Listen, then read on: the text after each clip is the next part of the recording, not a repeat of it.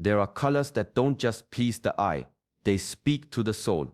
In the old teachings, the Buddha was said to radiate an aura made of 5 distinct colors: blue for wisdom, gold for abundance, crimson for courage, white for purity, and orange for transformation. This was not decoration, it was the visible sign of inner mastery, the harmony of body, mind, and spirit. Today, most people wear colors without thought, guided by fashion or habit.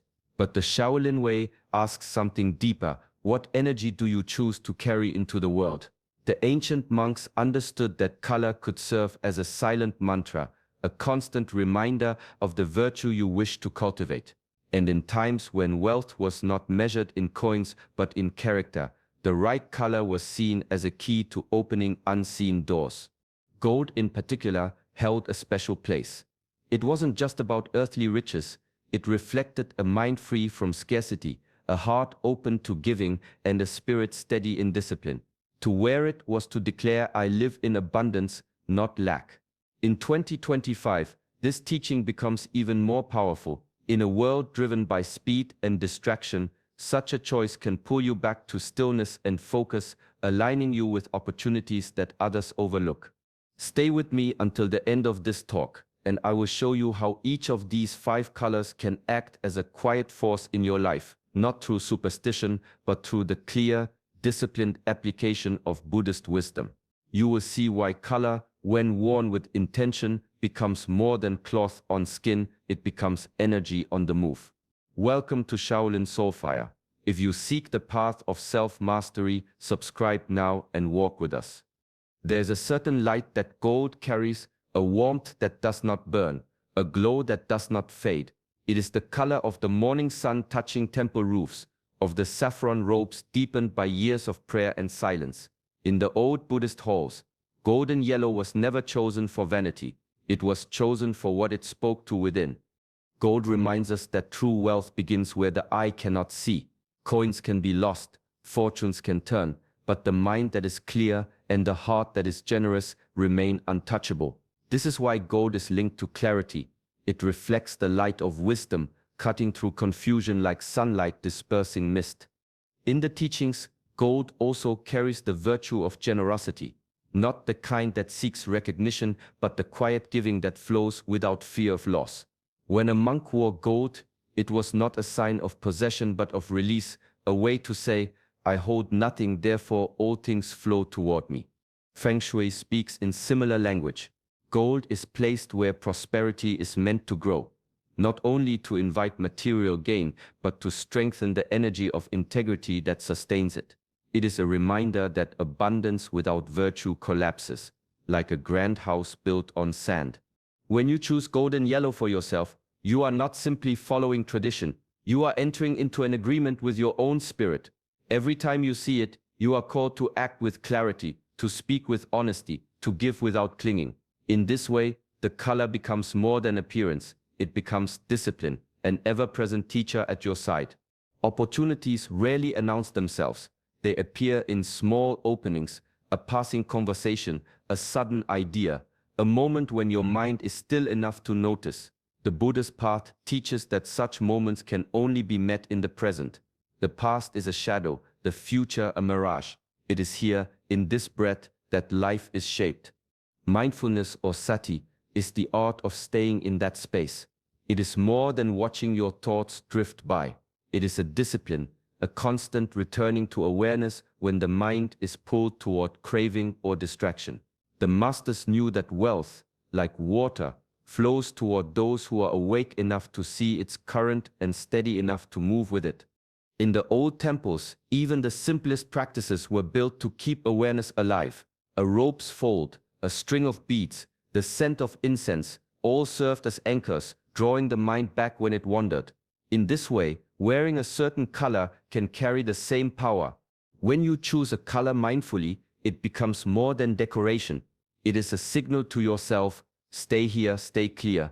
Golden yellow may remind you of abundance, deep blue of wisdom, crimson of courage.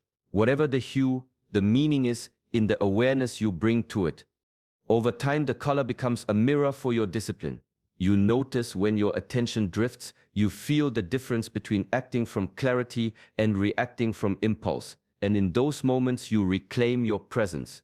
It is in this quiet reclaiming, again and again, that opportunities are met, not by chasing them in desperation, but by standing ready, rooted in the present, where all doors open. There is a certain beauty in seeing the world as if for the first time. In Zen, this is called Shoshin, beginner's mind. It is the mind that does not cling to yesterday's knowledge, the mind unburdened by I already know. In this space, each moment is alive, and each detail holds the possibility of a new path. The old masters understood that wisdom is not the heavy stone to be carried, but a clear stream to be stepped into again and again. They approached the familiar with the same openness as the unknown, for they knew that truth can appear in the smallest, most ordinary things. Even something as simple as the color you choose to wear can become a practice of beginner's mind.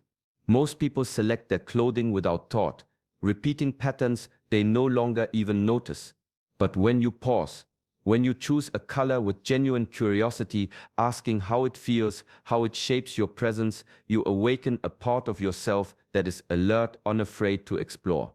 Perhaps today you reach for a shade you've never worn. Perhaps you notice how it changes the way you move, how others respond, how you respond to yourself. This openness can ripple outward, loosening the grip of habit, not only in clothing but in thought, speech, and action.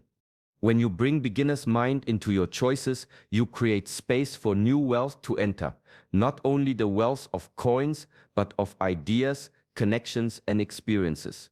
The world senses when you are open, and in return, it offers you what it would withhold from a closed hand. In this way, even a simple color becomes a gateway, reminding you that every day, every breath can be the first step of a greater journey. Discipline is the bridge between intention and reality.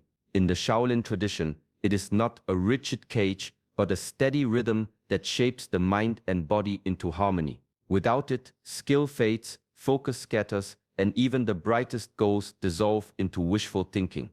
A simple daily act can become a forge for that discipline. Choosing to wear a color that symbolizes abundance may seem small, but when done with consistency, it becomes a practice. Each morning as you reach for that shade, you are making a silent commitment. Today I walk in alignment with my purpose. There will be days when the choice feels unimportant, days when you are tired, restless, or doubting.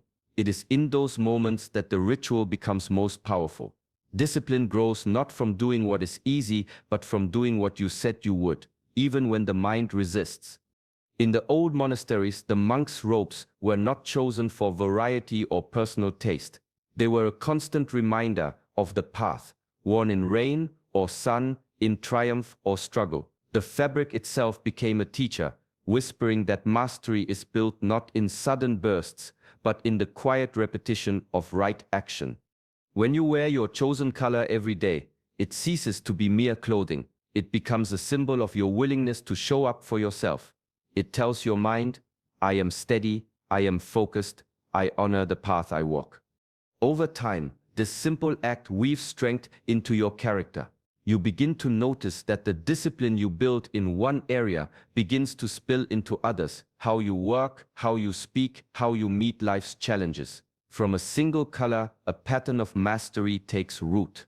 When the mind is scattered, even the simplest task feels heavy.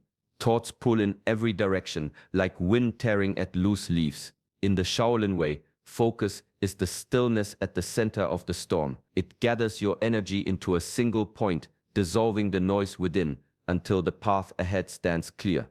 The masters trained this focus not only in combat or meditation, but in the smallest details of daily life. The way they folded their robes, placed their bows, swept the floor. Each act was done with complete attention. They understood that clarity is not found in rare moments of inspiration, but in the steady discipline of returning the mind to what matters. Wearing a chosen color can become part of this training. Each time you catch sight of it, in a mirror, in your shadow, it becomes a reminder, stay here, stay steady. The world will try to pull you toward distraction, but your color calls you back, like the ringing of a temple bell. Over time, This visible cue begins to shape your choices. When your mind drifts toward things that weaken you, the color reminds you to turn toward what strengthens you. When you feel the pull of haste, it slows you down enough to choose wisely. Focus is not about doing more. It is about letting go of what does not serve your purpose. In this way, your chosen color becomes a silent companion on your journey. It stands with you when the day is loud, when your mind is restless, when temptation whispers, and in its quiet way, it teaches you that prosperity begins with clarity, and clarity begins with a mind that knows where to rest. In the old training halls, there was a saying, "The hand moves before the thought."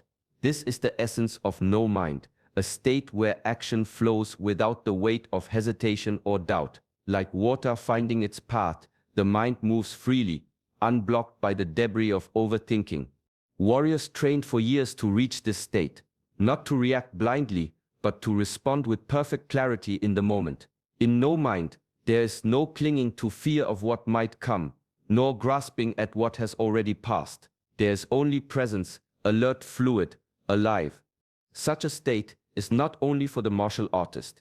In the flow of daily life, no mind allows you to meet opportunities without freezing or second-guessing.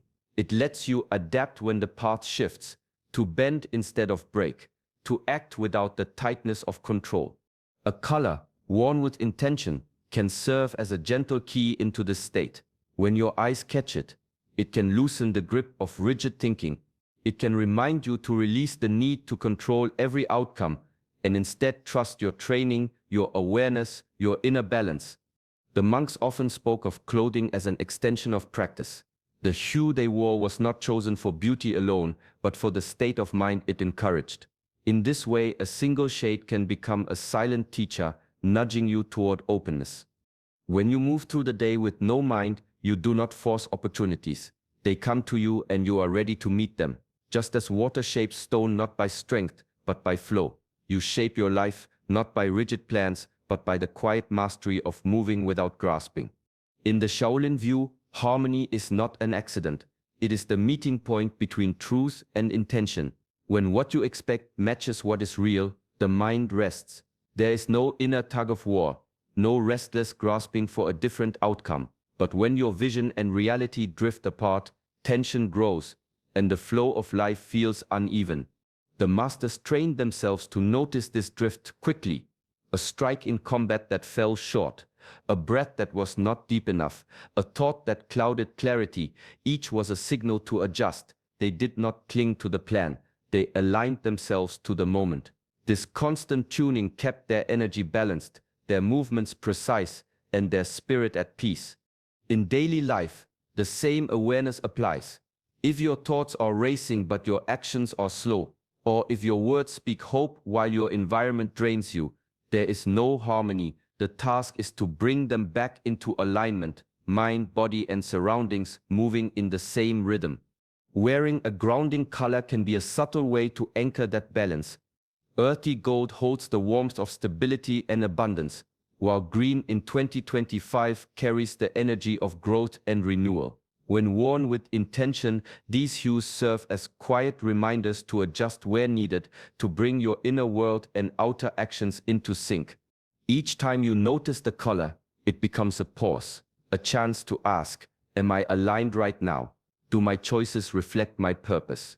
In this way, the fabric becomes more than cloth. It becomes a compass, guiding you back to the center where harmony lives, and from where all lasting growth begins. In the heart of Shaolin teaching lies Wǔdé, the martial code that shapes not only the warrior's skill, but the person they become. It speaks of humility, compassion, and righteousness. Without these, mastery is hollow. Strength without virtue is only force, and wealth without integrity is a burden that corrodes from within.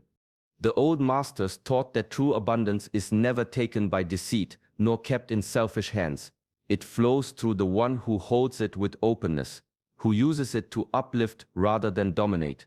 In this way, prosperity becomes a shared blessing, not a private trophy. Wǔdé is not learned in a single lesson. It is tested daily, in how you treat others when you hold power, in how you speak when you could remain silent, in whether you choose the harder right over the easier wrong. The discipline of Shaolin Kung Fu was always tied to this moral compass. A skillful hand meant little without a clean heart guiding it. Wearing a noble color can serve as a daily vow to this path. Deep gold, rich crimson, or serene blue can act as quiet emblems of the values you stand for. When the temptation to cut corners or grasp too tightly arises, that color can bring you back to center, reminding you that every coin gained without honor is a debt to the soul. The true Shaolin way measures wealth not by what is stored, but by the good it creates. Integrity is the ground on which lasting prosperity is built, and when each choice you make rests on humility, compassion, and righteousness, what you gain is more than fortune. It is the unshakable peace of knowing you have walked the path with honor. In the end, the color you choose to wear is more than a shade. It's a reminder of the life you wish to live. The Shaolin way teaches that generosity is not loss, but movement. When you help others rise, you lift yourself. When you let your wealth of resources, of kindness, of knowledge flow outward, it returns to you multiplied. Let the color you carry become a quiet teacher. Each time you see it, remember that abundance is not meant to be locked away. It is meant to move, to circulate, to nourish. This is how prosperity stays alive, by being shared. So as you walk through your days, wear your chosen color with intention.